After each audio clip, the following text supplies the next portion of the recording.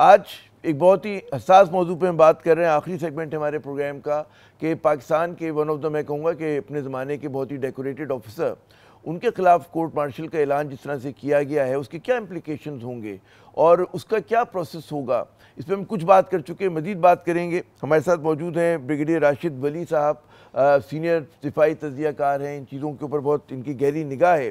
सबसे पहले तो राशिद साहब ये बताइएगा, ये मैंने और भी अपने मेहमानों से सवाल किया कि इम्प्लिकेशन क्या हैं, क्योंकि मुझे याद नहीं पड़ता कि इतने हसास हमारे इदारे के, इतने हाई प्रोफाइल किसी अफसर के ख़िलाफ़ इस तरह की कार्रवाई की कभी कोई मिसाल मिलती हो।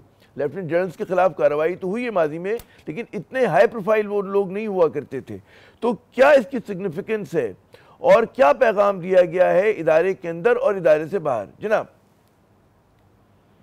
जी बिल्कुल, ये इतने हाई प्रोफाइल ऑफिसर अगर आप उसको डीजी आईएसआई से करें रिफर तो ठीक है, आपकी बात है, मगर उससे पहले हमारी तारीख में ऐसा खुद एहतसाबी का निज़ाम जो है वो चलता रहा है।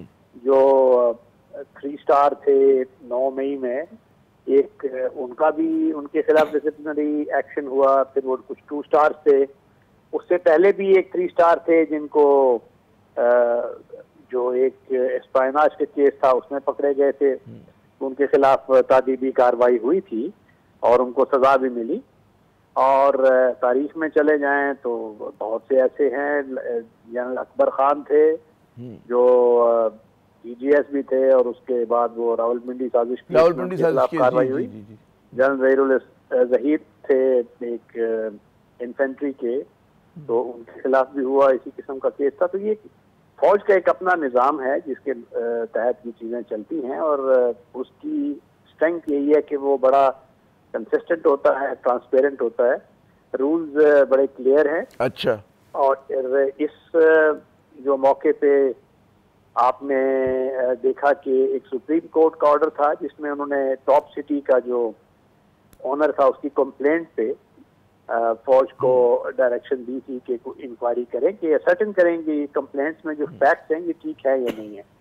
क्योंकि एक जब इतने बड़े ऑफिसर के खिलाफ कोई ऐसी इंक्वायरी हो तो उसके लिए फैक्ट्स को सर्टन करने के लिए प्रॉपर। ये मुझे बताइए, मैं खता कलामी कह रहा हूँ कि हमारी जो सिविलियन कोर्ट्स होती हैं उसमें कहते हैं कि ठीक है आपके ऊपर इल्ज़ाम भी लगा है, लेकिन जब तक साबित नहीं हो जाता है, फैसला नहीं हो जाता, आप मुल्जिम ही रहेंगे, मुजरिम नहीं होंगे।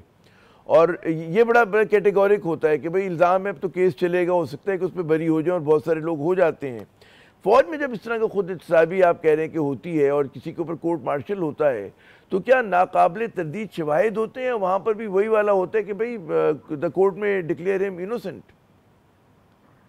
जी बिल्कुल, वो the court can declare innocent और यही तो उस प्रोसीडिंग्स में से ये चीज़ें निकलती हैं जी। मगर सिर्फ फर्क ये सिर्फ इतना होता है कि उससे पहले ये असर्टन करते हैं कि ये केस जनरल कोर्ट मार्शल या फील्ड जनरल कोर्ट मार्शल के लिए क्वालिफाई भी करता है या नहीं। उसके लिए एक इंक्वायरी होती है, उसका इंक्वायरी बोर्ड की तश्कील दी जाती है, उसको कोर्ट ऑफ इंक्वायरी कहते हैं। और उसकी जो फाइंडिंग्स होती हैं वो डिटर्मिन करती हैं कि जो इनके खिलाफ शवाहिद हैं क्या उनमें इतना वजन है कि इसको रेफर करें जनरल कोर्ट मार्शल के लिए।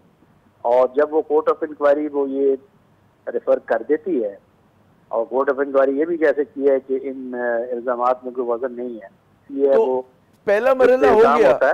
मैं कह रहा हूँ पहले इंक्वायरी का मरहला मुकम्मल हो गया और उन्होंने इंक्वायरी ने ये समझा कि जी अब अगले स्टेप पे हम जाएंगे, है ना? जी बिल्कुल जी। अच्छा, तो वहां तक हो गया। अब आप बता रहे हैं कि जब वो जो होता है वो ट्रांसपेरेंट होगा, जो जिस तरह से भी कोर्ट मार्शल का जब प्रोसेस होगा, और कितने अरसे का होता है वो, कितना ड्रैग करता है वो, हफ्तों का होता है, दिनों का होता है, महीनों का होता है? जी इस पे ये एक फाइनाइट ड्यूरेशन होती है जो डिटर्मिन करते हैं। इट ऑल डिपेंड्स कि उसकी कितनी वो जिरह करते हैं उस पे, और पर टाइम फ्रेम होता है। डेफिनेटली ये प्रोलॉन्ग नहीं करता इंडेफिनेटली लाइक सिविल कोर्ट।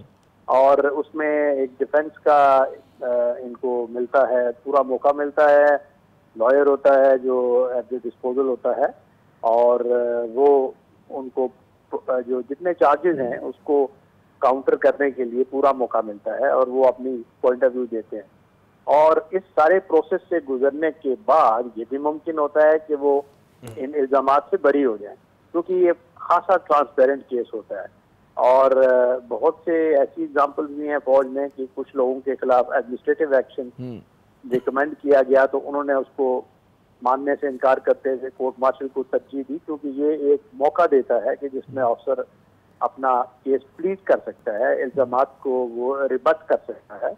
और इस तरीके से जब ये पूरा प्रोसेस रूल्स के मुताबिक चलता है, रिकॉर्ड करना एविडेंस उसका एक प्रोसीजर है, डॉक्यूमेंट्री भी और जो ओरल है। और सिर्फ एक डिफरेंस ये है कि जो इनडेफिनेट जो एडजर्नमेंट्स होती हैं like in the civil courts जी, तो वो यहाँ नहीं होती है। एक टाइम फ्रेम होता है, वो मुतय्यन उस टाइम फ्रेम में निपटाना होता है। वक्त क्योंकि कम है, मुझे ये बताइए कि क्या अगर फर्ज करें कि कोर्ट ने फैसला दे दिया, जो आपकी मार्शल उसकी कोर्ट है फौज की, तो क्या उसको किसी और इदारे में, किसी और अदालत में चैलेंज किया जा सकता है, अपील की जा सकती है, वो फुल एंड फाइनल होती है?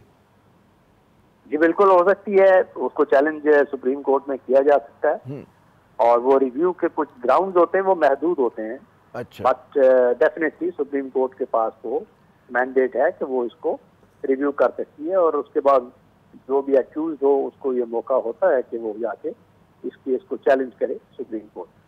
अच्छा, क्विकली अगर ये भी मुझे बता सकें कि अमूमन ऐसा है जैसे जो इंटेलिजेंस के इदारे होते हैं वो रेडार के नीचे रहते हैं, लाइमलाइट में आना पसंद नहीं करते। हमारे ही मुल्क है कि जहाँ पर हर चीज़ में जो है ISI का नाम फ़ौरन ले दिया जाता है और मतलब है दुनिया भर में होता है कि जी आप शेडोज़ में ऑपरेट करते हैं और उसके ऑफिसर्स भी शेडोज़ में होते हैं।